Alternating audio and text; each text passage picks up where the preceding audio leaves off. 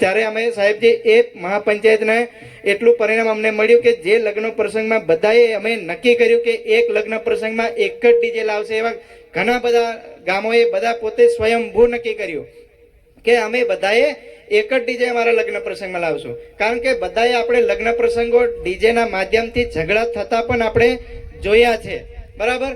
તો આ મહાપંચાયત દ્વારા આપણે આપણા ઝઘડા કઈ રીતે ઓછા કરી શકીએ, આપણા ડીજે ને કઈ રીતે ઓછું કરીએ, કે આપણા સમાજના ખર્ચાઓ જે થાય છે એને કઈ રીતે ઓછું કરીએ, કે આપણા સમાજનું શિક્ષણ જે દિન પ્રતિદિન કથળતું જાય છે એને આપણે કઈ રીતે ઓછું કરી શકીએ છીએ, આપણા સમાજના દીકરા દીકરીઓ જે ખરાબ પરિસ્થિતિમાં જે ખરાબ રસ્તે ચડી જાય છે એને આપણે કઈ રીતે પાછા વાળી શકીએ છીએ, આપણા સમાજમાં જે ઘણી બધી હરીફાઈઓ ચાલતી હોય છે, જે એકબીજાને પાડી દેવાની હરીફાઈ ચાલતી હોય છે, પણ આપણે આપણા સમાજમાં એકબીજાને આપણે ખભેથી ખભો મિલાવીને કઈ રીતે આપણે એને મદદ કરી શકીએ, અને આપણે પણ આદિવાસી સમાજ જે અન્ય સમાજની હરોળમાં પણ આપણે કઈ રીતે આમાં જીવી શકીએ, રહી શકીએ. કારણ કે આપણો એક આદિવાસી સમાજ છે, આપણું કોઈ ઉદાહરણ લેવા તૈયાર નથી. ખબર તમને? આપણે ઘણી જગ્યાએ આપણે કેવા ઘણી વખત કાઠિયાવાડમાં હોય કે મજૂરી હોય તો ઘણા કાઠિયાવાડીઓ વાતો કરતા કે અમારા પાટીદારો બધા એક થઈ જાય ને લગ્ન પ્રસંગ હોય તો સમૂહ લગ્ન રાખે છે, એમાં બધા ખર્ચા ઓછા થાય છે.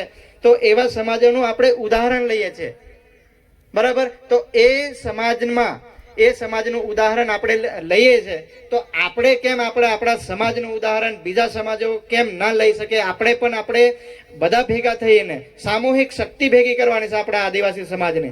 ત્યારે આપણે આપણું ઉદાહરણ કઈ રીતે લઈ શકે, કોઈ પ્રસંગમાં આપણું કોઈ એવું ઉદાહરણ જ નથી કે જે આપણને જોઈને કોઈ બીજો સમાજ કામ કરી શકે છે. આપણું એક જ ઉદાહરણ પૂરું પાડ્યું છે, નાચવા કૂદવા ખાવા પીવામાં જ. તો આવા બધા કુરિવાજો છે, જે વધારાના ખર્ચા છે, એને કઈ રીતે આપણે દૂર કરીએ એના માટે જ આપણે મહાપંચાયત કરીએ છીએ. અને આવતા વર્ષે પણ આ જ જગ્યા પર અને અતિ ભવ્ય આપણે મહાપંચાયત આપણે કરીશું. અને હજુ બીજા ઘણા વક્તાઓ છે, આપણે એમને સાંભળવા માટે ભેગા થયા છે અને એમને જોવા માટે આપણે ભેગા થયા છે. બાકી ઘણીક વખત આપણે ભેગા થઈએ કે રાજકીય પાર્ટીઓમાં ભેગા થતા હોય છે તો કોઈ સાંભળવા તૈયાર થતું નહોતું, કોઈ સાંભળવા કે કોઈ કહેવા માટે તૈયાર નહોતા થતા. તો એવા આપણે ઘણા બધા મહેમાનો છે, એ મહેમાનો હું ખૂબ ખૂબ સ્વાગત કરું છું.